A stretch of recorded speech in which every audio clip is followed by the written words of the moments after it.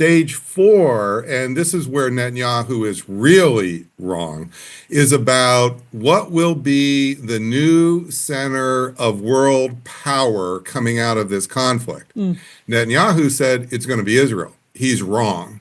It's not going to be Israel. And you can already see who it's going to be today, which is Iran is not just controlling shipping the way people are describing, oil prices the way people are describing.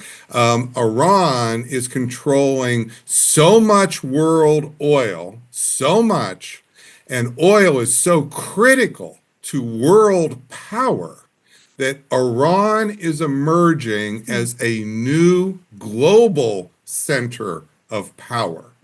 So let me just explain this a moment.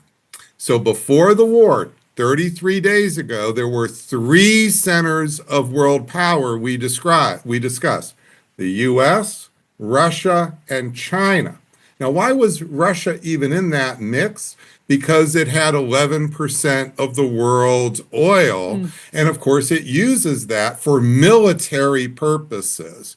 Well, Iran now has double that amount of world oil, more than any other country on the planet.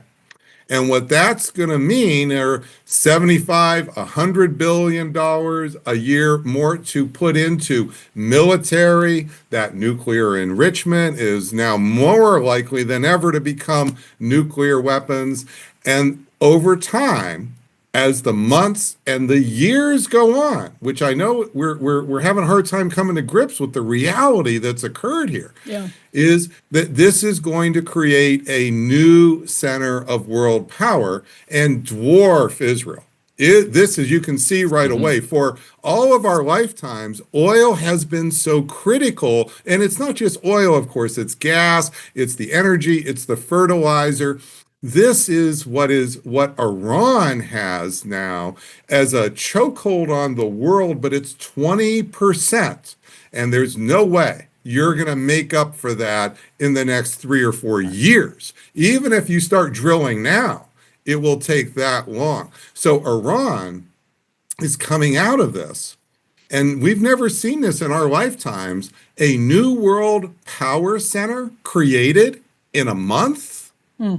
That's what's on issue here. So whatever President Trump says tonight, whether he wants to go forward, ground war or not, all of this we don't know, and he may not even know. Let's face it. He's been all over the map. The reality, I deal with the realities here. And what we are seeing is escalation reality with strategic consequences. Those aren't over because President Trump thinks he's going to stop and go to Mar-a-Lago and just cut himself off from the world. No, the world will have to live now with this new center of world power. And there's no good way to deal with it. This is why I was so opposed to this war with the modeling I've been explaining. This is not like, this will end up being worse than Vietnam. Maybe not in battle deaths, so the 58,000 dead, that took 10 years, however, so we haven't been into this 10 years yet. But it's because of the consequences. There was no way Vietnam was ever going to become a center of world power. It had no nuclear enriched material. It was not going to do shocks. This one was always fundamentally different. And I realized most of the world would not know that. Why should they know that? They're not modeling this for decades. This is what was always coming. And that's why I said this is the horns of a dilemma. It's a branching with where we're at. It's not well, now that we're going to not go forward with the ground war, we can all live happily ever after. Oil prices are going to come down. Iran's just going to give up the power that I'm describing. When was a country ever give up any power, let alone world power? Well, this will be my new discussion points going forward. And that's why I so appreciate coming on your show to share it. You got it first, basically an exclusive. And so, I mean, your answer to the question of what country would ever just voluntarily give up power might be the United States. Oh, yeah. Well, that's what you can. So all that talk of America first. Okay, I've been trying to argue for America. I'm not using Trump's language. I'm not supporting that, but I'm just pointing out that was always cheap sales talk. cheap sales talk. So What you're getting now is the reality, sir. And what you are seeing is, as the four centers of power now, there are now four, America's the one going down. Russia going up, China's going to be going up, Iran's going up. Who's going down? And so we have a little breaking news on this 9 o'clock event that Trump is having. So I want to get your reaction in real time. So he did one of these very brief interviews with Reuters about what he's going to talk about. And he told Reuters he's going to express, quote unquote, my disgust with NATO. And it sounds like it's going to be significantly a broadside against NATO. And he said he's, quote, absolutely considering withdrawing U.S. forces from NATO. So you've spent decades, he says, modeling the escalation trap when countries get involved. I don't know if you've ever had a model with this many variables. Well, actually, so this, but I'm curious, I appreciate how that this plays. your audience is not familiar with this, but that's not, it is the case, sir, that we deal with this. So let me explain first to your audience, what is NATO, okay? Yeah. NATO's not just a political club, a talking club of diplomats. It's a military organization with the American general at the top who gives orders to the other countries' militaries. That's what NATO is, okay? It's a command structure. Right now, today, sir, even though that still is in place, do you believe for a second the British Army is going to follow General Kane, the American? Just imagine if General Kane said, British Army, you go X. That's just not happening. So what I would just say is we've talked about the fading away of NATO for years. We're not at that point anymore. NATO is dead. NATO is in the morgue, and the obituary is what's being written now. So it's already dead. There's no way the Europeans are following the American generals here. And I'm sorry to say, even if it's a Democratic president comes in, they're not. We've elected Donald Trump twice now. The idea the Europeans are going to obey orders from American general, not happening.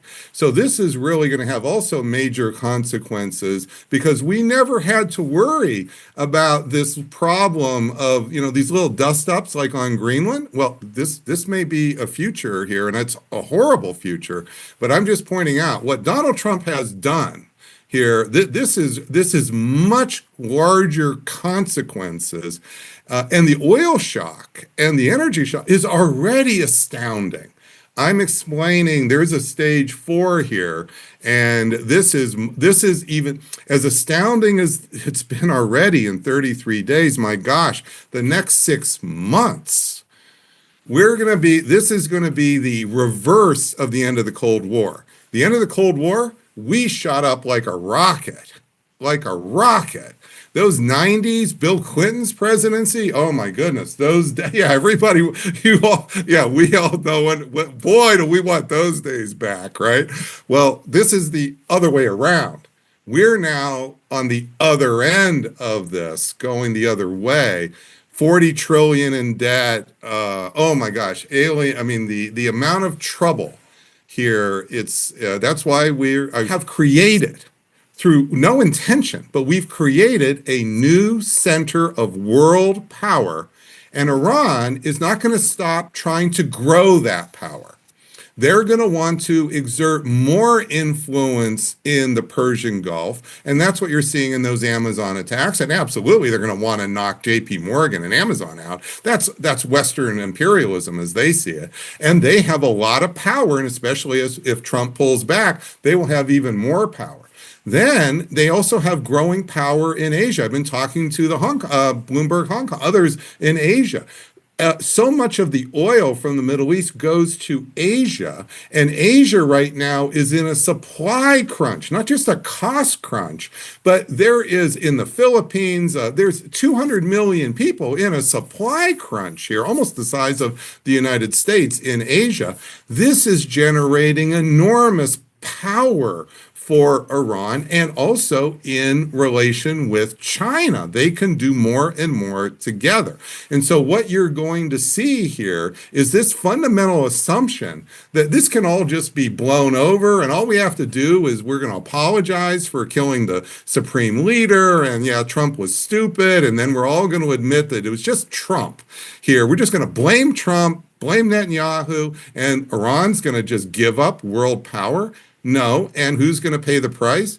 The businesses, JP Morgan, Amazon. This is going to have mega effects because they're not up for, if they want AI, Iran's going to get AI from somebody. It's China. And I spent 2 weeks in China last June touring the AI factories and shops on the robot shop floor to see for myself how the BYDs and so forth are being made. And oh my goodness gracious, China has enormous leverage here that it can share that AI with Iran.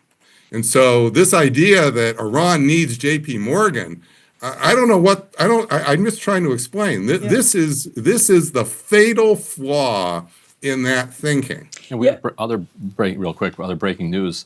The manufacturing numbers are out for March, and the actual is plus 7.8 points over the consensus, the highest number since mid 2022. This is oil prices already funneling their way into manufacturing prices, which is just another way of saying you're getting poorer. And meanwhile, Professor, stocks, the markets just opened about an hour ago as we're speaking here, and the CNBC headline is stocks are higher to start the month as optimism around Iran war ending grows. Well, sure. They haven't caught up to the reality that I'm explaining. They still think Iran is 4% of the world's oil.